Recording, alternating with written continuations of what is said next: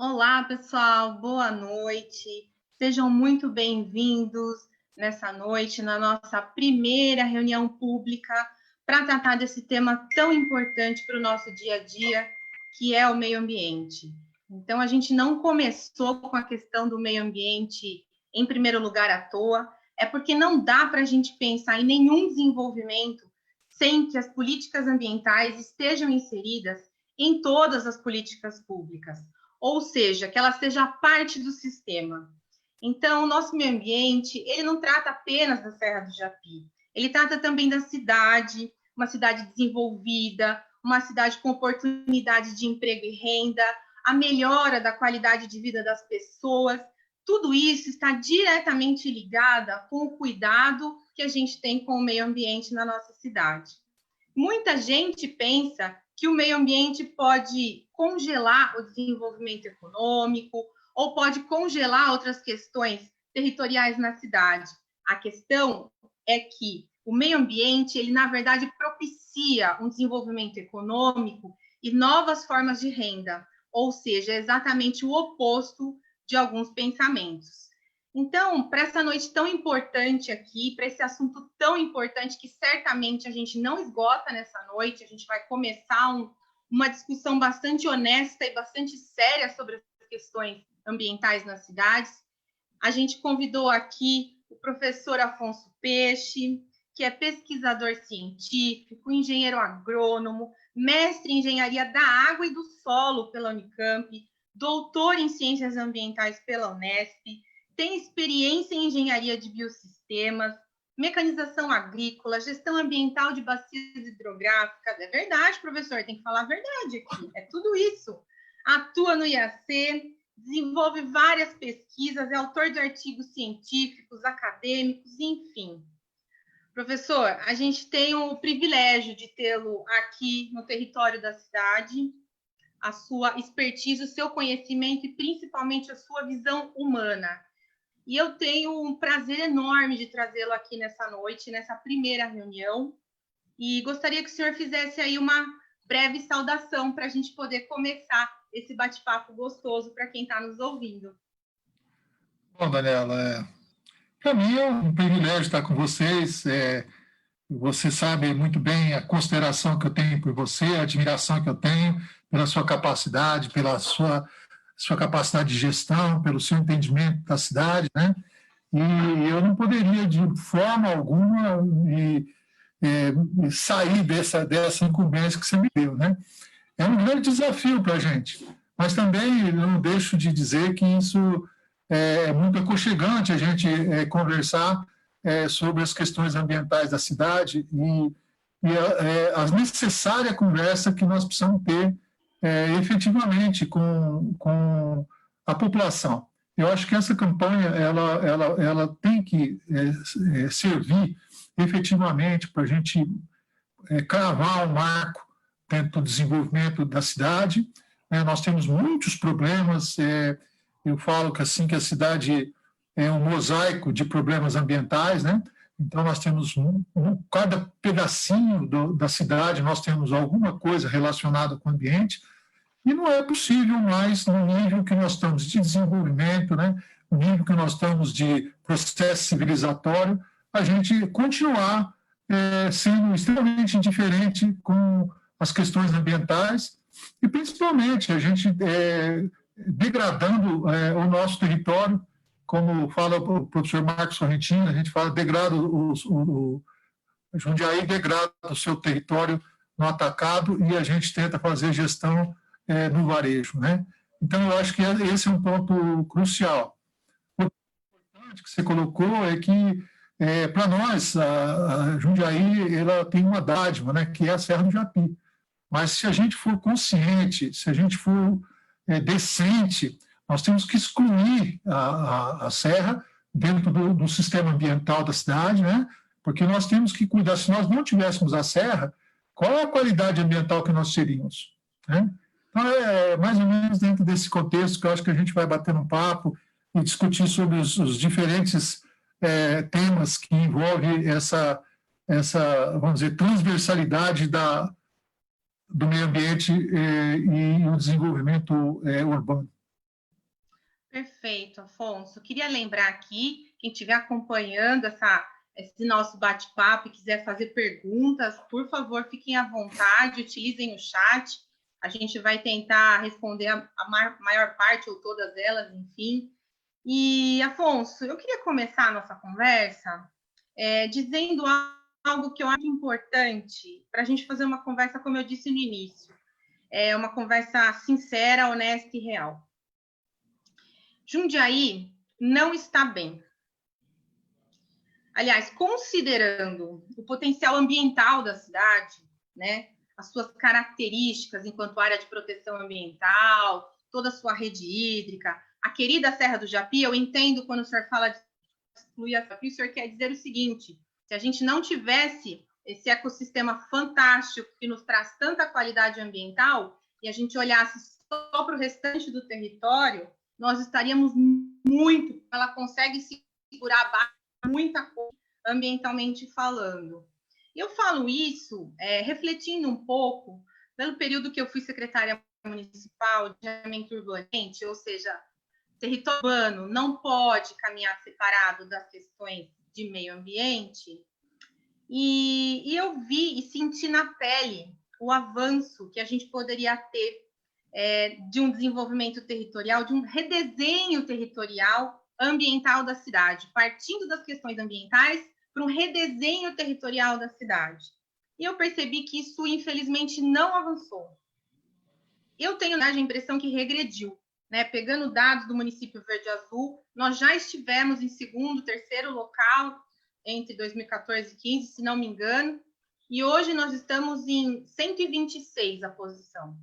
Eu queria que o senhor dissesse assim, como que o senhor vê essa afirmação que eu faço e essas questões que eu coloco aqui na sua ótica, enquanto pesquisador e doutor nas questões de ambiente e cidade. Efetivamente, Daniela, que não é só privilégio da cidade de Jundiaí, né, mas toda essa região.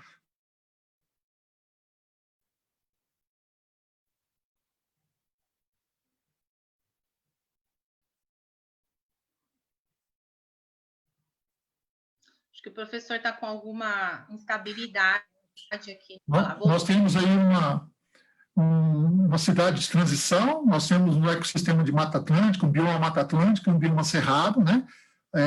Parece que isso não é percebido pela comunidade, principalmente pelo próprio desenvolvimento, né? Isso faz com que também nós tenhamos muitos pequenos ecossistemas. É uma diferença entre bioma e ecossistema, que o bioma Mata Atlântica é formado por vários ecossistemas, o bioma cerrado por vários ecossistemas. E nós temos muitos ecossistemas, por exemplo, as áreas úmidas da cidade, né? As calhas do Rio Jundiaí, por exemplo, ocupada com o distrito industrial, né? Nós temos muitos problemas relacionados com essas questões.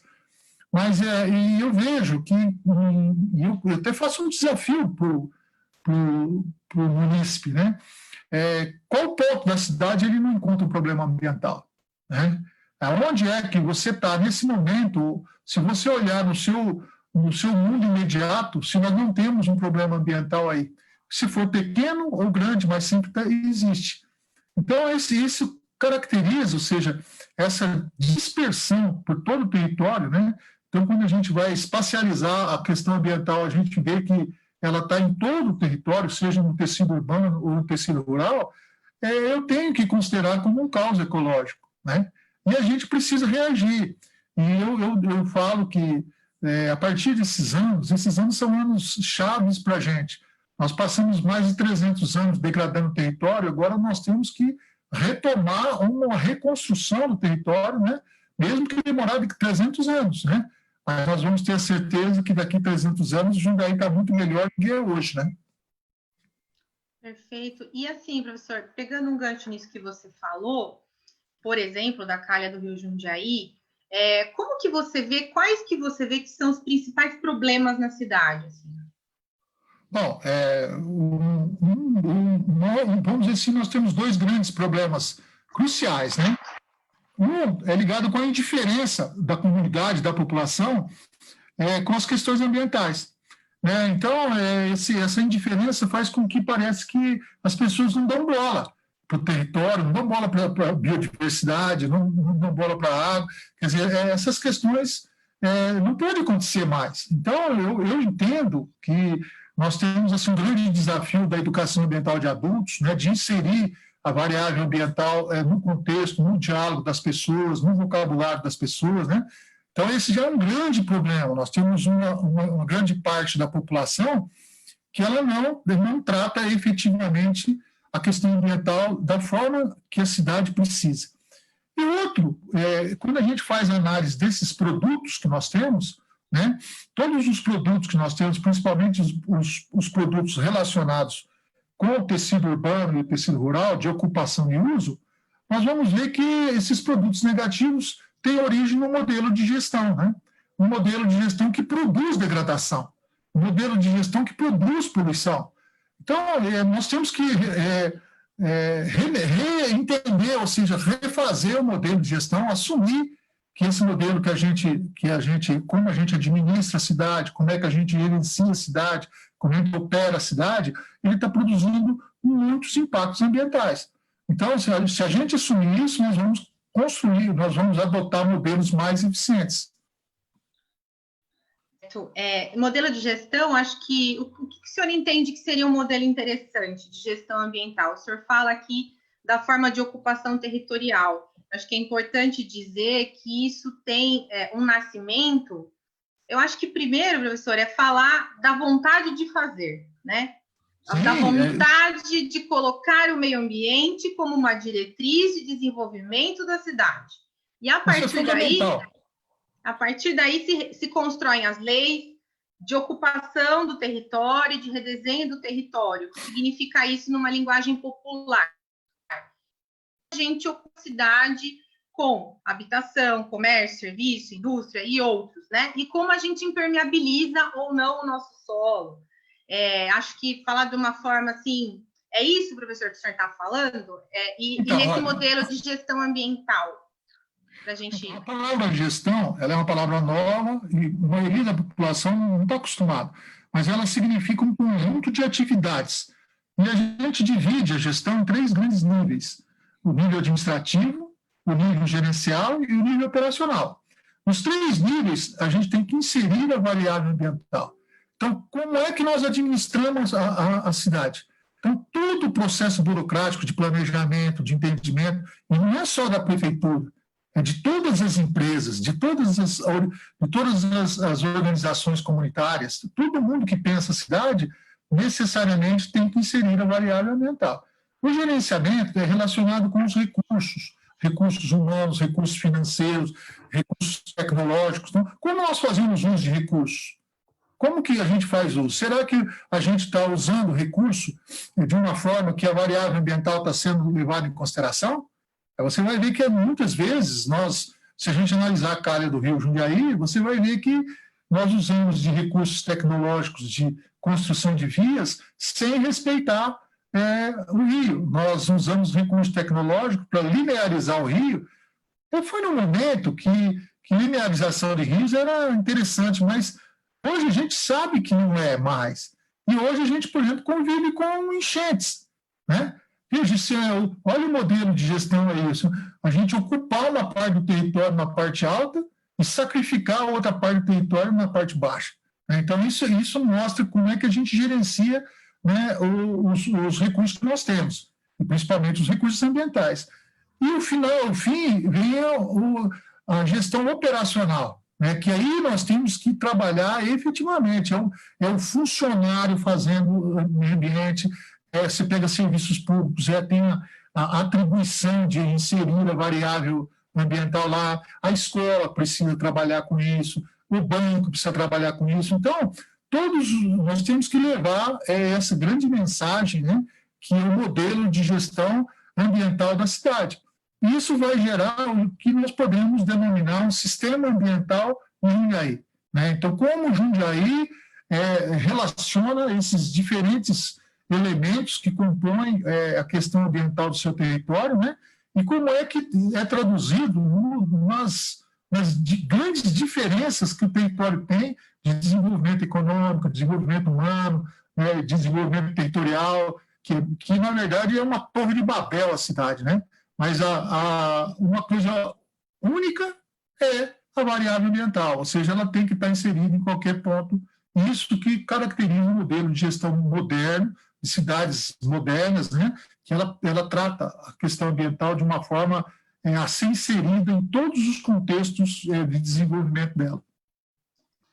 Perfeito, professor. Então, o senhor está falando que, na verdade, toda a cidade ter a consciência de uma mudança de cultura coletiva, de qual é o futuro que a gente quer, e, na verdade, é um futuro que beneficia todas as pessoas, de que a gente, nos mínimos detalhes, precisa estar dentro desse, o senhor falou do sistema ambiental de Jundiaí, seria mais ou menos, vou fazer aqui uma brincadeira, mais ou menos como o SUS, o sistema de saúde que a gente tem público para tratar as questões de saúde, a gente teria um sistema ambiental da cidade para tratar todas as questões ambientais nas diversas modalidades e diversidades? Poderia fazer esse paralelo? Perfeito, Daniela, é isso mesmo. Nós temos noção de sistemas, de aplicação do conceito de sistemas, de estratégias de gestão com base em sistemas, né?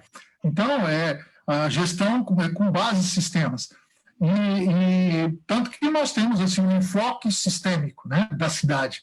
E é justamente isso, se a gente analisar, né, o sistema financeiro, o SUS de saúde, então nós precisamos ter o nosso sistema ambiental. Que pega essa grande teia, né, que é tudo interligado, é como se fosse uma teia de aranha, né, e cada pedacinho onde você mexe, ele interfere em todas as questões. Então, o sistema ele é trabalhado justamente para poder linkar essas relações e para poder amenizar as tomadas de decisões que nós temos que ter, porque eu reconheço que, às vezes, nós temos que sacrificar o ambiente para construir alguma coisa, mas nós não podemos degradar o ambiente. Esse que é um ponto crucial dentro da ocupação e uso das terras da cidade. Perfeito, professor. Então, assim, a escolha ela é possível, que não pode ser um modus operandi diário e cotidiano, né? Trabalhar dessa forma, né? A gente tem um modelo de cidade primitivo, né? Então, a gente trouxe isso da Europa, principalmente, e a gente ainda parece que permanece nesse tipo de construção de cidades, né? Terrenos, áreas agrícolas virarem terrenos virarem casas terem consumidores. E o capitalismo em si não é tudo isso. O cara só pensa em produzir não é isso. E a qualidade de vida? Como é que nós estamos? Será que os países, por exemplo, capitalistas, eles deixam a qualidade de vida besta? Não, a gente vê hoje que a Europa vem reconstituindo todo o seu território, recuperando todos os seus rios. E gente, o que nós estamos fazendo? Né? Então, esse modelo de gestão de cidade, ele caiu por terra. A gente sabe que ele tem uma certa velocidade de avanço, ele tem um ritmo, né? E a gente tem que frear para a gente retomar, dar um tempo para retomar um outro modelo, mas que leve a cidade a uma certeza de que Jundiaí ela vai estar muito melhor do que ela é hoje, no futuro. Então, por isso que a gente precisa mudar, por isso que nós temos que trabalhar as questões ambientais. Pegando um gancho na questão dos rios, professor, nessa revitalização que está acontecendo na Europa, quer dizer, se a gente tomou um caminho equivocado de deixar os rios canalizados e tirar toda a curvatura dele por uma questão lá atrás, de 30, 40, 50 anos atrás, isso hoje está sendo revisto em muitos lugares. Então, é possível que a gente também reveja decisões equivocadas que pioraram a qualidade das cidades. E eu falo um pouco da questão dos rios por dois motivos. Fazendo um link com a crise hídrica que aconteceu em 2013, 14, 15, no Cantareira, que eu não vejo ações concretas de que, primeiro, a gente está numa situação muito mais tranquila em relação à água e a gente passou um período muito difícil, sem água na torneira, cidades por semanas, vamos lembrar desse momento, sem água para tomar banho, lavar louça. E o Arthur fez uma pergunta aqui sobre a questão das nossas nascentes. como é que está a gestão das nossas nascentes na cidade, nas áreas urbanas, que a gente sabe que tem aí algumas questões, quanto nas áreas rurais, assim, e como é que está essa relação com o avanço urbano sobre as áreas de nascente? O que o senhor poderia falar da nossa cidade em relação a isso? Nós temos, assim, alguns problemas crônicos, né? Lembra da história da indiferença? Então, nós temos setores que são indiferentes às nascentes. Indiferentes, por exemplo, o que significa uma nascente, né? Uma nascente não é só um olho d'água, ela também é o ponto, a válvula de uma área de recarga hídrica, né? Então, a gente tem que entender que acima da nascente, ela é uma área que capta água e alimenta o lençol freático tão necessário para a cidade hoje, porque nós temos muitos poços artesianos, é fundamental. O aquífero de Jundiaí é um aquífero cristalino, é um aquífero por fendas, é como se fosse caixa d'água. E o que está acontecendo com a gente? Como não repõe, a caixa d'água está baixando. Isso significa que nós estamos rumando para um colapso hídrico de águas subterrâneas. E se a gente polui as águas de superfície, aí que nós vamos entrar no colapso mesmo, né? E nós vivemos um momento que a transposição do Rio Atibaia, ela nos ajudou muito e ajuda muito ainda hoje. Mas ela não pode, as questões hídricas da cidade não pode ficar assim. E quando a gente vai olhar de fundo, de frente para as questões hídricas, entra as nascentes. Como nós estamos protegendo as nascentes? Então, nós já fizemos, quando você era diretora de planejamento, nós conseguimos mapear todas as nascentes da cidade. Isso nós tivemos uma ideia muito grande do território de recarga que a cidade tem, né? E a gente, hoje, o que a gente vê? Nós temos um plano modesto, né, de recursos hídricos, modesto, ele ainda muito limitado, muito focado na captação e na qualidade de água, mas efetivamente nós não estamos fazendo nada para isso, porque cada uma das nascentes elas precisam ser trabalhadas. Ela vamos dizer assim, uma pérola que a cidade tem, um diamante bruto que a cidade tem, que a gente precisa entender a relação que tem o homem, a ocupação do solo com aquela nascente. Então, todo o planejamento de ocupação e uso das terras e nascentes, eles têm que ser retrabalhados, porque no passado, tanto nas tecnologias de construção urbanas, como tecnologias de produção agrícola, a gente não levava muito em consideração isso, porque nós não tínhamos saberes, nós não tínhamos o conhecimento da importância que uma nascente tem, né? Então, não existe uma nascente melhor que a outra, não existe uma nascente que mais importante que a outra na cidade. Então, todas são importantes, todas elas têm o seu papel dentro da cidade. E isso faz também entender, se a gente tiver de fazer uma revitalização nos nossos rios, principalmente no Rio Jundiaí, não tem jeito, nós vamos ter que trabalhar a revitalização de todas as nascentes da calha dele, porque nós precisamos daquela água limpa, cristalina, para cair no rio e para depurar a água do rio. E não tem jeito de a gente produzir água limpa para jogar no rio. Você entende? A água de chuva, quando cai no rio, é a água poluída, é o efluente da cidade. Leva tudo quanto é porcariada para dentro do rio, né? Tudo que nós jogamos no asfalto, na cidade, né? Isso vai para o rio, né? Então, é água de externo, não é. Então, nascente é extremamente importante, nós temos que ter um plano de recuperação das nascentes e ter um entendimento da preservação das nascentes que nós temos, né? E como eu falei, nascente não é só o olho d'água, né? Não significa a questão ambiental de nascentes, não é só a área de EPP, só que é todo o entorno, e não significa que o entorno tem que virar floresta, significa que ele tem que ter um projeto hidrológico, de como é que aquela ocupação se relaciona com a água que vem da chuva e como isso nós vamos fazer para infiltrar, para manter o aquífero funcionando. E essa questão, Afonso, tem uma relação direta com a renaturalização, revitalização dos pequenos rios que desembocam no Rio Jundiaí? O senhor acha possível olhar para esse futuro de cidade com essa relação homem-rios retomada, reconstruída, e esses ambientes sendo ambientes, já ouvi você falar algumas vezes, que propiciam beleza cênica, e beleza cênica faz bem para as pessoas, né? A gente chegou a conversar sobre várias questões territoriais, né? E sobre, por exemplo, uma questão séria, que é que o meio ambiente faz bem para todo mundo. Então, por que, por exemplo, a Malota é tão bonita, tão arborizada, tão verde, e o São Camilo é tão desprovido da arborização e de outras questões ambientais? Ou seja, a gente flagra exatamente nesses dois exemplos, por exemplo, a questão da importância dessa qualidade no dia a dia de todas as pessoas. Então, o senhor acha possível essa renaturalização dos pequenos rios, do Rio Jundiaí como um grande projeto de cidade, e isso mudar a relação do homem-rio? Eu acho que é o grande caminho nosso, né? Porque não dá para admitir, eu não acredito que tenha algum munícipe que acha que rio sujo, o rio com fedorento, vamos dizer, é bonito. Então, a cidade tem que cuidar dos seus rios.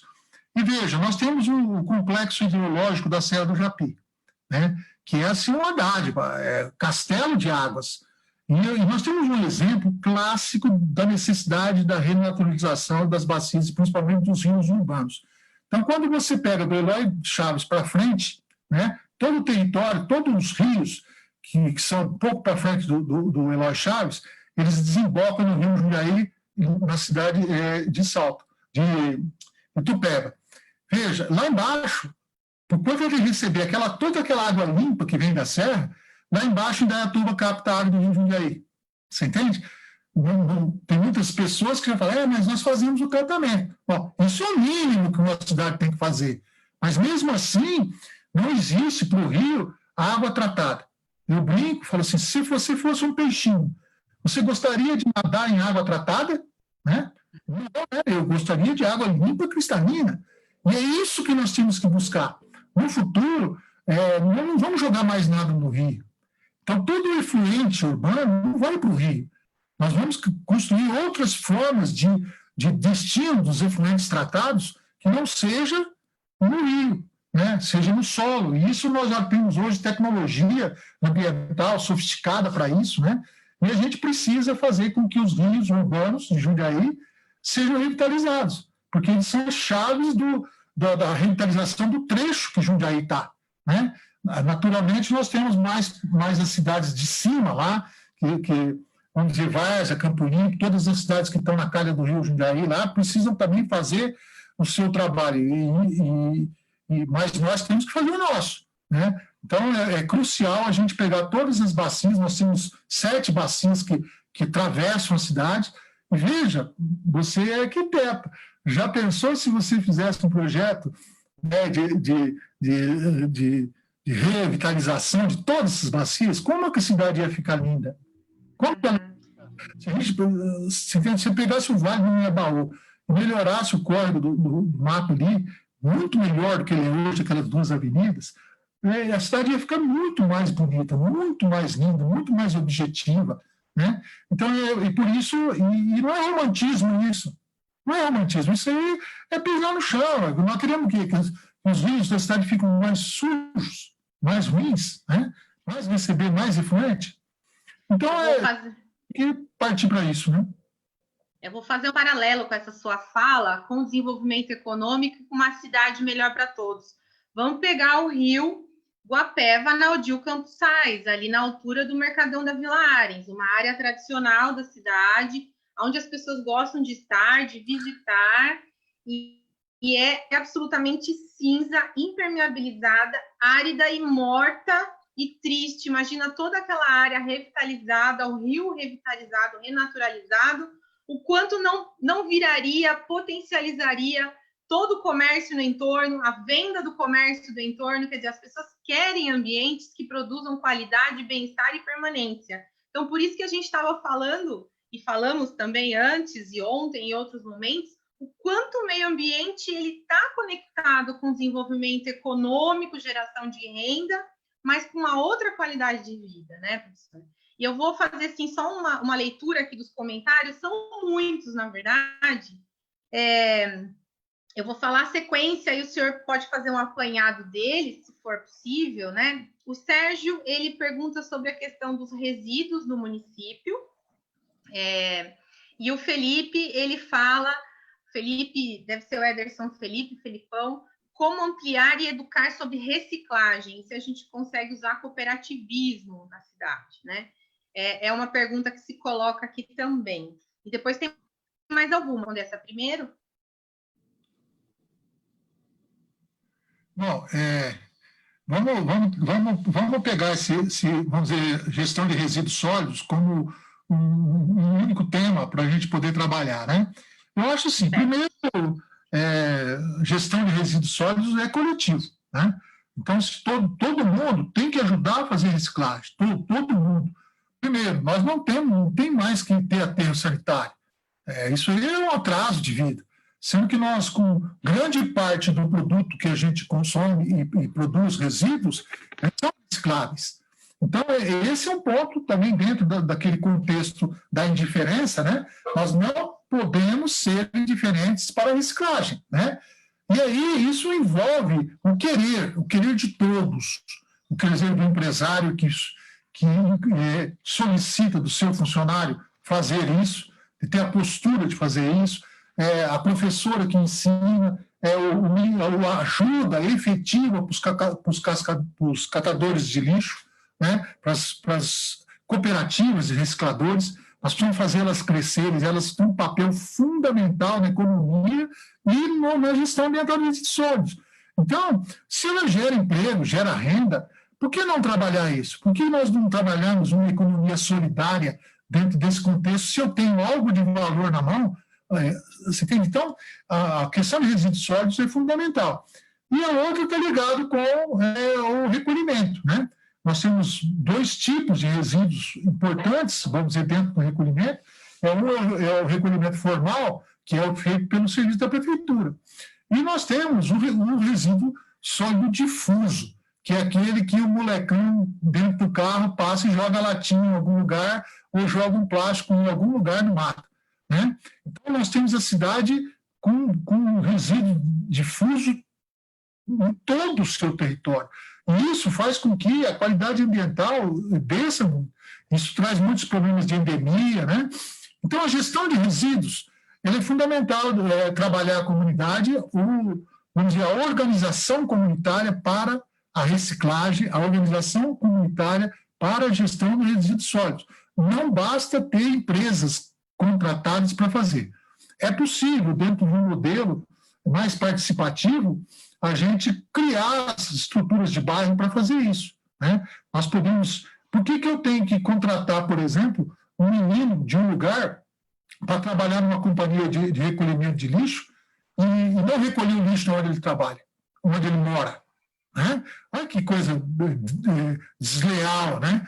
Então, nós podemos criar todo um processo de economia participativa e solidária com resíduos sólidos. Então, essa é uma linha que vem sendo também muito tratada nos países como o Canadá, por exemplo, os Estados Unidos. Nós temos muitos exemplos de gestão de resíduos sólidos com uma base comunitária muito forte, né?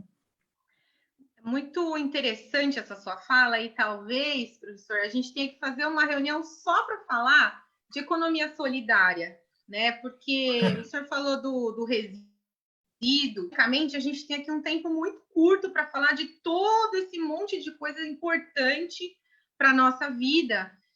Mas, considerando esse momento da pandemia que a gente está vivendo, esse desemprego crescendo, e como a gente vai ver a questão da economia nos próximos anos, olhar para essa questão da reciclagem, do cooperativismo, da economia solidária e dessas centralidades vinculadas aos bairros, às regiões, me parece que é absolutamente urgente e necessário a gente conseguir, ao menos, propiciar renda e emprego para muita gente, né? E olhar para essa cidade um pouco, diminuindo esses deslocamentos, até considerando que haverá vacina, mas isso deve levar ainda uns 8 meses, 9 meses, a gente não sabe ainda. Então, me parece que é um futuro muito necessário já de um passado que deveria ter ocorrido, assim, né?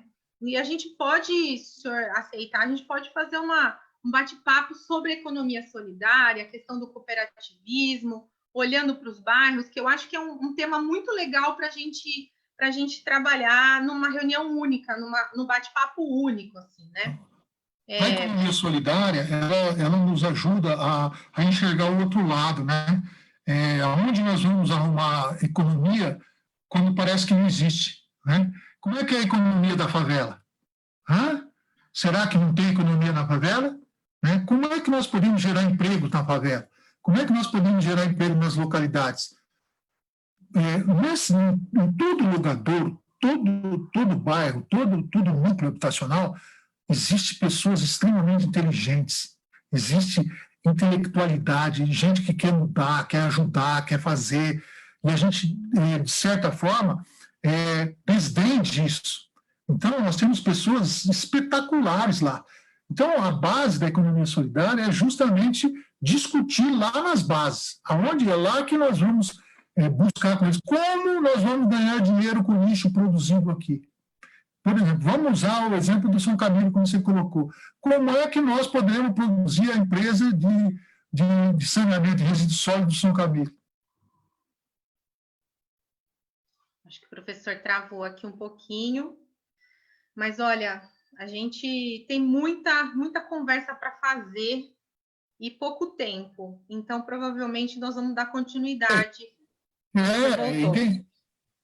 Entender que a economia solidária ela tem sempre estar presente, nunca vai acabar, ela pode ficar oculta, né, por conta de um modelo econômico cruel, econômico que oprime as pessoas, né, um modelo econômico que não é equitativo, né, então mas a economia solidária sempre vai estar, e nos núcleos de maior necessidade que pode fazer florescer isso, né? E falando da economia solidária, a gente consegue trabalhar, professor, porque assim, tem uma fala na cidade que eu acho bastante irresponsável, que é de que Jundiaí não precisa mais ter zona rural, que a zona rural acabou, e de que toda a nossa zona rural pode virar a ser urbana. Eu queria perguntar para o senhor, na mesma questão, primeiro, né, se faz sentido essa fala, e segundo, a questão da economia solidária na agricultura. Daniela, nós temos 2 pontos importantes aí. Hoje, o que nós chamamos de rural, ela não é mais aquela área que produtora de alimentos. A economia da produção de alimentos, ela não é importante para a cidade, mas a economia de serviços ambientais é extremamente importante. Então, uma cidade ela não pode abrir mão de sua agricultura. E mesmo porque nós temos 3 tipos de agricultura, né? A agricultura urbana, a agricultura periurbana e a agricultura tradicional do meio rural, né? A agricultura do meio rural, hoje, ela é uma agricultura de serviços. Então, nós precisamos, por exemplo, nós temos 3 grandes áreas importantes dentro do município que se caracterizam como agricultura de serviço. Uma é a bacia do Rio Jundiaí-Mirim, né? Então, toda a propriedade agrícola lá, ela tem que ser entendida pelo grande valor ambiental que ela tem, porque aquela bacia é todo um investimento nosso, ela é estratégica para a cidade. Então, não é possível impermeabilizar a bacia inteira. Entende? Nós precisamos dos 16 subbacias que existem ali, jogando água limpa no Jundiaí-Mirim. E não jogando sedimentos, né? Porque a nossa represa, ela represa a água e muitos sedimentos, né? Então, esse é um ponto. O outro é as cabeceiras do Capivari, né? Nós temos, no município, as cabeceiras, todas as nascentes do rio Capivari estão no município de Jundiaí. Então, é outra área que tem que ser preservada, mesmo, e esse tem uma grande negociação da cidade com as cidades ajusantes, né, como Louveira, Vinhedo, Campinas, todo esse território que o o rio Capivari passa, né? E forma que essa negociação de preservação é fundamental, né? Aí nós temos, que eu falei para você, o complexo do Japi, hidrológico do Japi, que nós não podemos. O que se quer que faz o tecido urbano? Né? Se nós estamos precisando revitalizar os rios na cidade, nós vamos impermeabilizar lá. Então, a cidade precisa entender outras formas, né? Nós podemos entender o land reajuste, né? Como redesenhar as partes da cidade, como melhorar. E a gente precisa, por exemplo, que o setor imobiliário e a construção civil traga mais inovação para a cidade. O que esse setor está trazendo para a gente? Qual é a leitura desse setor a respeito das áreas? Por que por que esses setores não trazem inovação? Então, qual é a criatividade que ele tem para tornar a cidade melhor?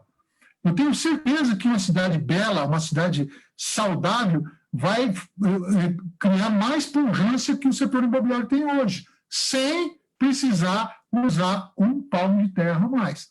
Nós temos, por exemplo, o centro histórico de Jundiaí, o centrão de Jundiaí ali, ele pode passar por um redesenho completo, uma revitalização do centro, não só de trazer. E aí entra a economia solidária dos comerciantes do centro, a economia do centro. Então, quando você sai do centro, por exemplo, para a calha do Rio Jundiaí, então você sai lá da Governador Udé.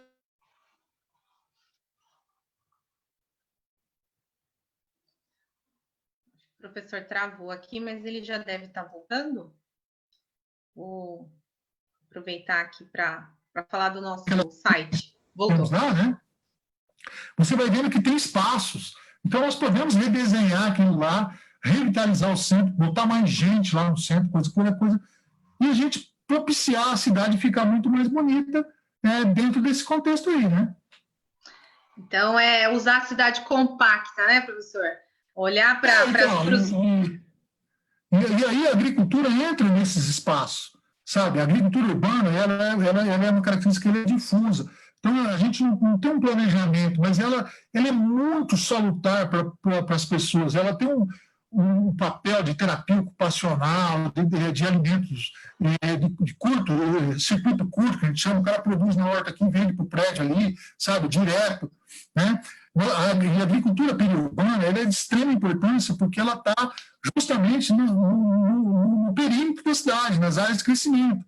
E ela que entra, por exemplo, com os parques agrários, ela entra protegendo as áreas, porque senão o tecido urbano promove o que a gente chama de uma fagocitose de áreas estratégicas. O tecido urbano vai cobrindo aquelas áreas, né?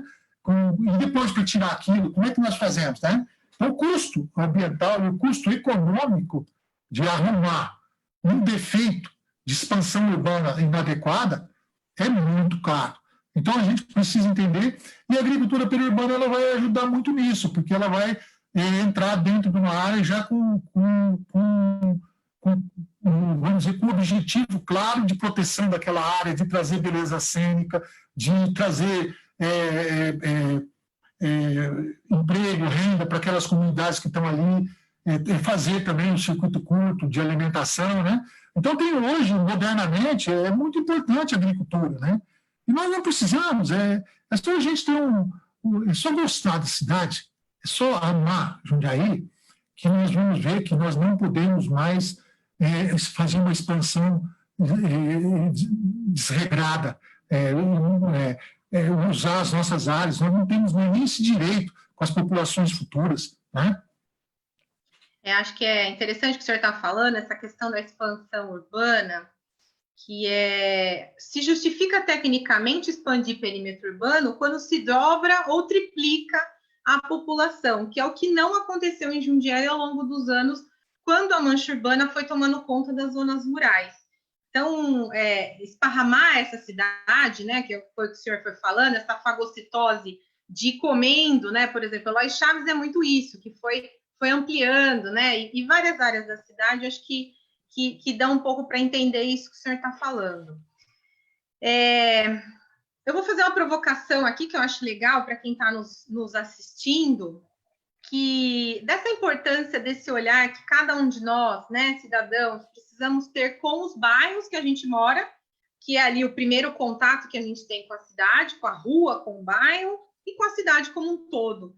Mas que cada um olhasse para a sua rua e para o seu bairro e avaliasse os pontos ambientais e que nota cada um daria para a sua rua, para o seu bairro, né? Olhar um pouquinho, fizesse um exercício do que funciona, do que não funciona. Inclusive, se quiser fazer esse exercício e trazer para a plataforma nossa e registrar ali essa análise, essa observação dos pontos, cada um aqui que está nos assistindo, acho que é importante fazer essa análise para tomar esse contato com a questão ambiental que diretamente nos influencia. Então, fica essa provocação aqui para todos que estão nos assistindo, se quiserem fazer esse exercício e compartilhar conosco na plataforma www.danielajundiaí.com.br para a gente também ouvir o que cada um de vocês tem a dizer em cada uma das regiões aí que estão inseridas. Professor, acho que a gente vai... Pode falar, você quer falar alguma coisa? Não, eu queria só complementar. Eu acho que a sua ideia é excelente, né? Eu acho que vamos voltar à história se a comunidade se organiza para enxergar a dimensão, né, da espacialização das questões ambientais à luz, ao olhar do munícipe, né, do cidadão ali, né, e não precisa entender profundamente de questões ambientais. Basta ele olhar e ver se, com o conhecimento que ele tem, ele acha um problema ambiental que a gente chama de mundo imediato, próximo dele ali, né? E se ele fazer o que você está falando, compartilhar essa nota dele, esse olhar dele, né, esse parecer dele, o que vai acontecer com a gente? Nós vamos ter condição de entender a dimensão do problema ambiental no território todo. E isso é muito importante, porque isso é um documento, vai documentar a questão ambiental da cidade, e nós vamos ter que tomar a decisão. Nós temos dois setores importantes, que é o executivo e o legislativo, que não podem ficar à margem disso, né? Nós estamos num processo de eleição de que o executivo tem que entender políticas ambientais fundamentais. O legislativo precisa legislar em cima de uma legislação melhor do que nós temos, né? Nós temos que ter uma lei municipal muito melhor do que a estadual, do que a federal, porque nós estamos conhecendo a nossa cidade, nós sabemos o que precisa. Professor, caminhos de esperança, caminhos de uma cidade fraterna, humana, generosa, e que o seu meio ambiente, que é o meio em que nós vivemos, recebe e dá de volta para a gente todos esses sentimentos muito positivos, também de saúde mental. Então, quais são os caminhos aí que o senhor aponta? Bom, eu acho que assim, a gente está, vamos dizer que todo esse processo, né, de comunicação, né, desse desenvolvimento tecnológico da comunicação, está nos ajudando muito, né? Então, isso está fazendo com que a gente, ambientalmente, tenha cidadãos melhores, né? Nós temos alguns problemas ainda que os cidadãos são muito oprimidos, né? Nós temos assim, um tecido urbano que não é equitativo, né? Nós temos áreas que sofrem muito, e normalmente as questões ambientais elas são mais evidentes nas áreas menos privilegiadas da cidade, né? E isso faz com que essas pessoas elas também não linkem muito com a questão ambiental. Por quê? Porque ela precisa de renda, ela precisa de alimento, ela precisa de investimento. Então, a questão ambiental não é uma prioridade para quem está passando fome ou necessitando de um trabalho. Mas por isso mesmo que nós temos que reverter essa questão e fazer das questões ambientais uma forma de desenvolvimento econômico. Então, eu creio nisso muito. E todas as vezes que a população começa a se enxergar, a se autoavaliar, nós vamos caminhar. Outro ponto importante é que a gente tem hoje muito conhecimento e uma organização forte na cidade. Precisa ativar isso.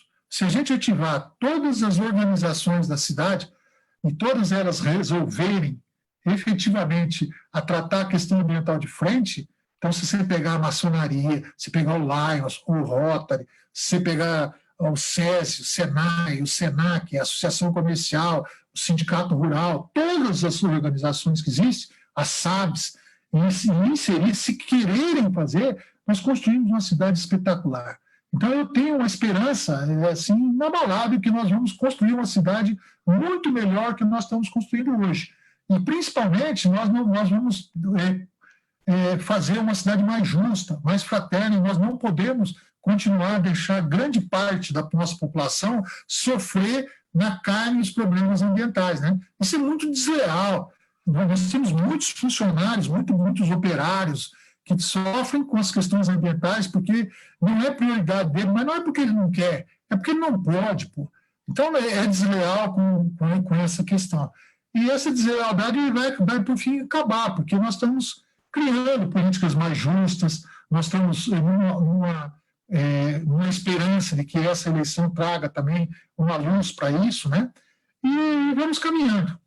E nós vamos reconstruir toda a base comunitária da cidade, nós vamos reconstruir toda a organização lá embaixo. Vocês podem ter certeza que nós vamos fazer isso. E quando fizer isso, nós não vamos errar novamente, ok? Nós vamos construir uma cidade muito melhor que nós temos hoje. Esse é o meu pensamento. É um pensamento possível, né, professor? Com certeza, possível. Nós temos muitos caminhos. Possível, né? Muitos caminhos. Olha, a gente infelizmente passamos até do horário, o assunto é muito gostoso e muito importante e muitas variáveis, então faremos desdobramentos dessa conversa certamente. Eu queria dizer aqui para o Felipe, para o Bruno, para a Edith, para o Ederson Felipe, para o Joca, se a gente não conseguiu responder aqui as questões de vocês, a gente vai responder a cada um de vocês.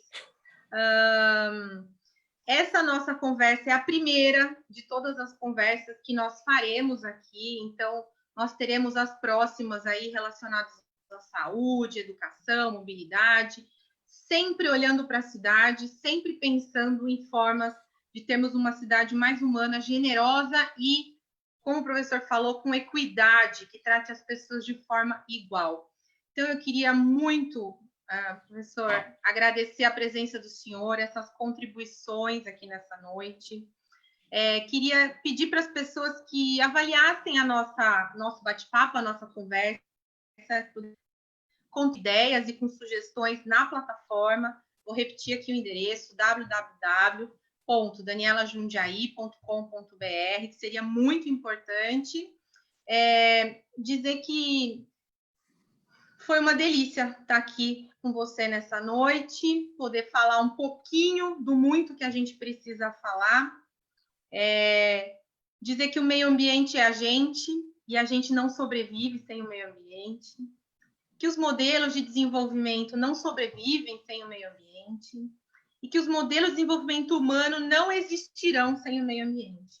E a pandemia está aí para gritar isso para a gente, nesse momento que a gente está atravessando de reflexão de novos caminhos e possíveis caminhos muito melhores. Então, professor Afonso, muito obrigada pela sua presença. Queria agradecer a todos que estão aqui assistindo e que possam contribuir com a gente também. Vamos pensar, vamos refletir sobre as questões colocadas aqui, porque elas influenciam diretamente na nossa vida e no nosso bem-estar. Professor, muito obrigada, um beijo grande. Eu que agradeço a oportunidade, volto a reafirmar para as pessoas acreditarem que é possível e que nós vamos mudar ambientalmente a cidade. Muito obrigado a todos e que se cuidem nessa pandemia, acredite que é problemático, né? Nós precisamos ajudar nisso, então tem que se recolher mais, tem que usar máscara, né? Que são coisas importantes para a gente sair dessa pandemia que tanto oprime a gente. Então, muito obrigado, saúde e felicidade a todos. Obrigada, professor. Uma ótima noite a todos. Até a próxima. Tchau.